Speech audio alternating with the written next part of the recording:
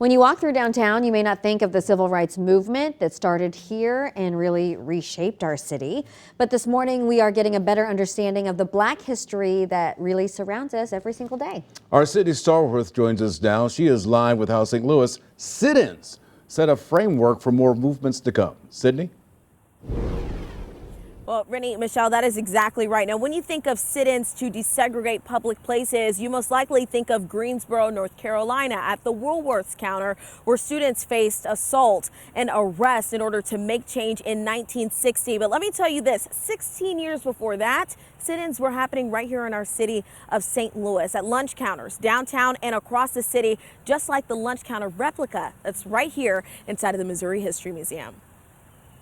Believe it or not, we were doing sit-ins in 1944. St. Louis's sit-in movement started with a Black woman named Pearl Maddox and a group of other women, Black and white, members of the Citizen Civil Rights Committee, determined to desegregate downtown department stores and restaurants where Black people were refused service. Her and several other Caucasian women went down to Sticksbury and Fuller and sat in. And this is May 15, 1944. The group sitting in for around a year at 3 downtown businesses, Sticksbury and Fuller, Famous Bar, and Scruggs Vandervoort Barney. This is, during World War II, and their husbands and sons are fighting for freedom overseas.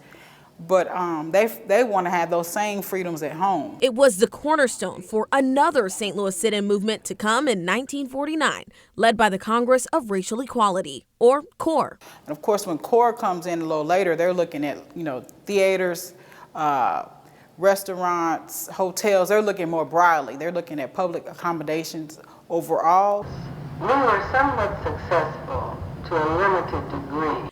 And audio recordings at the Missouri History Museum from some of the activists show us what they faced from employees, managers, store owners who refused them service. He ordered the dishes cleared, and he himself leaned way over the counter with a knife having about a 10-inch blade, and he placed the tip of it very, very close to my throat. The tradition, the pattern in the city of St. Louis had been for segregation, discrimination, and I had never sat at a lunch counter in the downtown area or throughout the city. Years of work by CORE staging sit-ins, and still, it wasn't until 1961 when St. Louis City Board of Aldermen passed an ordinance against discriminatory policies, and that required facilities to be accessible to all, ensuring everyone could come, sit, and place an order without discrimination. How dare you sit here to wait upon service? You know that you aren't wanted, but we felt that we had the right to be at that counter.